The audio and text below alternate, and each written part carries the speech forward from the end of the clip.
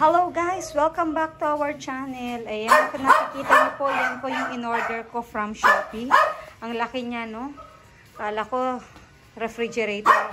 O kaya kung ano ang laman. Ito po ay isang cabinet. At i-install po natin yan mamaya.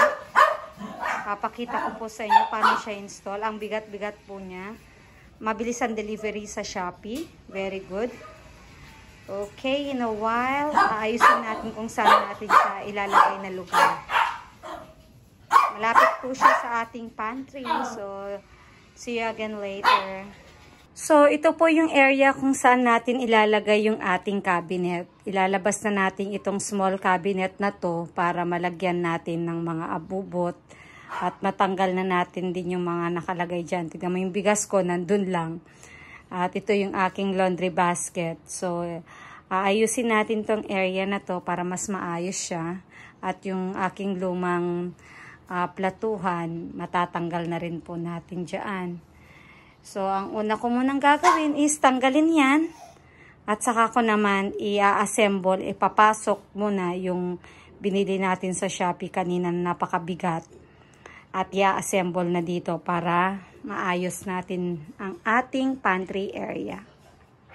And yes, for the strong independent woman muna tayo for today's vlog. At dahil tayo lang ang gagawa niyan, kaya tiyaga-tiyaga lang tayo at matatapos rin natin ang ating gawain. Superwoman muna tayo ngayong araw.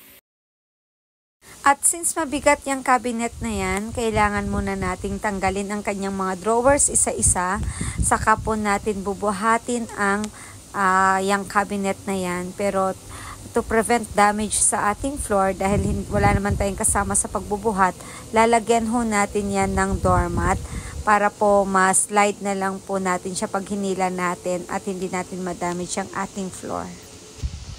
At dahil sobrang maalikabok ito, kailangan muna natin siyang walisan dahil matagal ko rin siyang hindi nagagalaw. Kaya ayan, nagkaroon na ng alikabok sa ilalim nito at kailangan na rin nating matanggal. At sa tingin ko, kailangan natin siyang i-map para mas malinis pa po siya mamaya. So, imamap ko po muna ito. Lilinisin muna natin bago natin isa-set up yung ating cabinet. And yung kaninang cabinet dito, ililipat ko lang po siya sa lanay area. At ito na nga si Inday, nagmamap at minamap nga niya yan para matanggal ang ating mga nanikit na mga alikabok dyan sa ating floor area. At pagkatapos niyang imap ay nagwalis-walis rin siya at hindi pa po natapos si Inday, minap niya po ulit ng 2 beses para siguradong malinis na malinis. Kaya patuyo natin yung ating floor, hihilahin ko na yung ating box, yung ating cabinet dito at magse-set up na tayo. Mabigat guys. Grabe. Ang hirap. Ito na siya.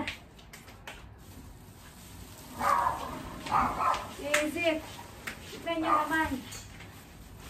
Oh. Diba? Parang magkasing laki na kami. Sabay-sabay tayo mag-unboxing at mag-set up. Napakahingan.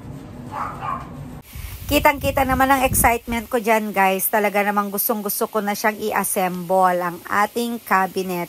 Pero dahil nga medyo mabigat ito, kaya iniisa-isa kong buksan at ilabas ang kanyang mga parts.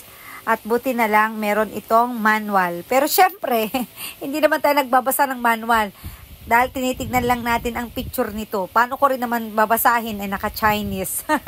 Hindi naman tayo marunong magbasa ng Chinese. So picture-picture lang yung tinitignan natin. At habang chinecheck ko yung mga parts ng ating cabinet, tinignan ko na rin yung kanyang mga karagdagang mga screws at kung ano-ano pa na mga pang connecta ba dyan sa ating mga ano ba tawag dyan? Parte ng cabinet na yan. So, tulad ko rin ba kayo na excited mag-assemble ng mga bagay-bagay? So, let's start na ang ating pag-assemble. Ayan yung mga kanyang mga screws at saka bolts and nuts. Tama ba? Ang pagkasabi ko. Bolts and nuts po yan. Meron na rin siyang sariling screwdriver at meron na rin siya yung panghigpit ng mga nuts. At ayan, nilalagay ko na yung yung mga dapat ilagay para mapatayo natin ang cabinet na yan. Para lang din tayong naglalaro ng Lego. Parang ano lang talaga yung pagko-connect lang natin yung mga parts ng ating cabinet. Pero wag ka, very challenging talaga ito. Ayan na, handa na po ba ang lahat? Let's start ang ating pag-assemble at ako lang po lahat ang nag-assemble niyan. Kaya ayan, panoorin po natin. Guys, fast forward ko na po ang ang video po na yan para po sobrang tagal ko po talagang ginawa yan. Aabutin tayo ng 5 araw pag pinanood natin yan. Charis, hindi naman. Pero inabot ho ako dyan siguro mga mahigit 4 na oras at syempre may mga pahinga-pahinga rin ho tayo dyan dahil nakakapagod, nakakangalay din po ang pagkakabit lalong-lalo na at mag-isa lang po tayo yung paghihigpit po ng mga screws po na yan. At ito po, buti na lang po matyaga ako sa ganitong bagay at naayos at natapos naman po natin siya at na-assemble po natin siya. Panoorin po ninyo hanggang dulo.